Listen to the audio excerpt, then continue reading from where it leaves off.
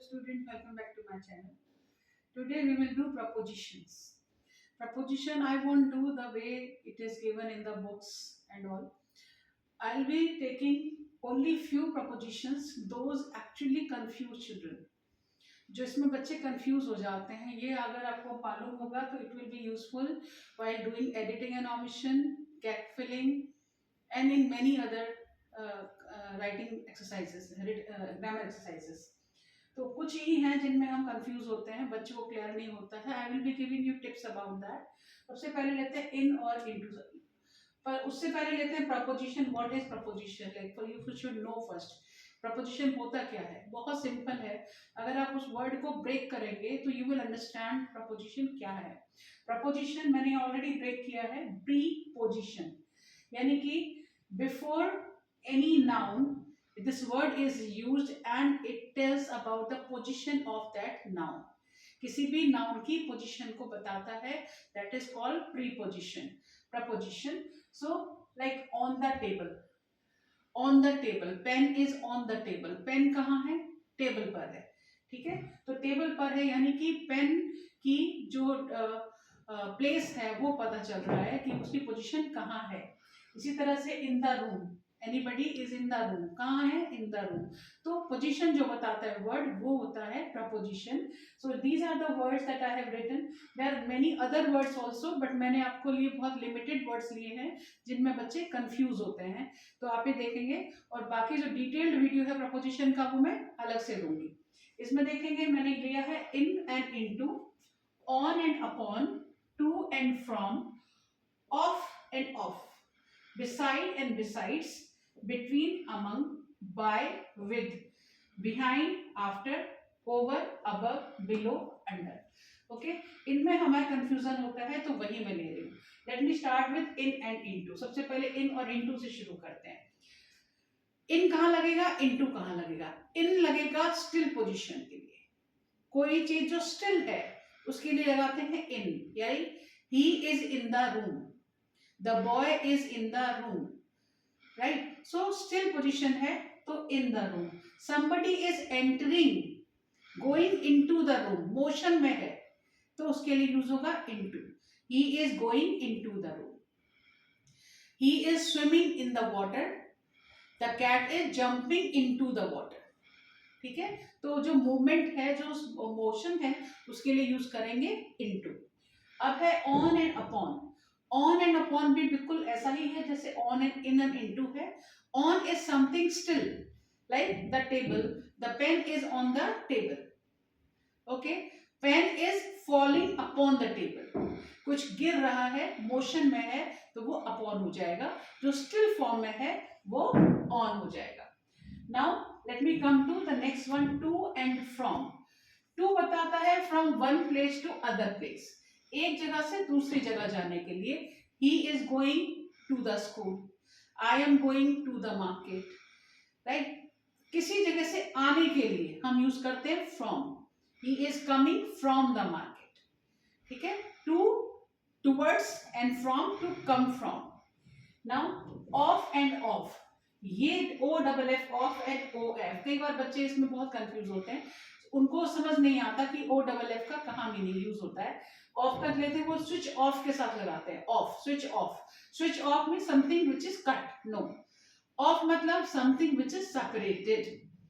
If we are switching off any switch, it means we are cutting off it, separating it from the connection of electricity. ठीक है, तो separation के लिए use होता है O double F. Example है like the branch cut off the tree, यानी कि ब्रांच पेड़ से बिल्कुल अलग होके गिर गई. He fell off the cycle, वो साइकिल से अलग हो गया. ठीक है, and OF tells the relation. He is the father of Ravi. She is the mother of Sandhya. ठीक है, this is the pen of my brother. तो it tells the relation of OF. Of tells the relation and O double F of tells about the separation. Now beside and besides. Beside and beside केवल S का difference है दोनों words में. तो आप ऐसे समझ सकते हैं कि बिसाइड जो है वो है bye the side. Okay, bye the side of, किसी भी चीज के बराबर में, साइड में. राइट, एंड बिसाइड्स क्या है? Beside is except of, accept of और इन एडिशन ऑफ, इसके अलावा, right? For example, I have bought mangoes besides Apple, Apple के अलावा मैंने मैंगोज भी लिए, ठीक है? और ये वाला बिसाइड क्या है? The boy is playing beside the mother, by the side of the mother, he is walking beside the river. तो बिसाइड का means by the side of, besides means except of और in addition to. Now between and among, between use होता है बेटा दो लोगों के लिए, two persons two things, okay, between. And among is use more than two things. For example, the cat is between the chairs, दो chairs के बीच में बैठी है, the cat is between the chairs. And among, the cat is amongst the chairs, so among means so many chairs are there, okay? Divide the mango between two friends, distribute the sweets among the students, okay? So more than two के लिए use होते हैं among, and for two use करता है between. Now let's come to the next one, by and with. Now by and with कहाँ use होता है? by use होता है बेटा मीडियम के लिए, by is a medium and with is a mean. Mean and medium कैसे? He is writing a letter with a pen. So pen जो है वो वहां पर क्या है? mean है, instrument है, with a pen. और by क्या है? She is going to school by bus. So bus is a medium, वो जाने का माध्यम है, ठीक है? So medium is used for by is used for medium and with is used for mean, instrument. Now let's come to the next one, behind and after. Behind और after हम लोग इंग्लिश में, हिंदी में ट्रांसलेट करते हैं कई बार, तो हम ऐसा कहते हैं कि वो चोर, पुलिस चोर के पीछे दौड़ी, so police ran behind the thief, गलत है ये गलत है। Police ran after the thief, जब पीछे दौड़ने की बात आती है तो वहां आएगा after, the police ran after the thief, he came after me, वो मेरे बाद आया या मेरे पीछे आया, ठीक है? बिहाइंड कहाँ लगेगा?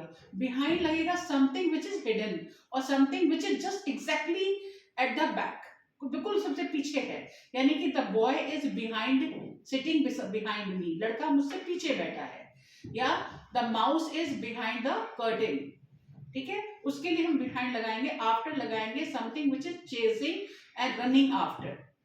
Now is over and above, over and above, इसमें बहुत ज्यादा कंफ्यूजन रहता है, नहीं सब बच्चों को समझ आता है कहाँ ओवर लगेगा कहाँ अबव लगेगा।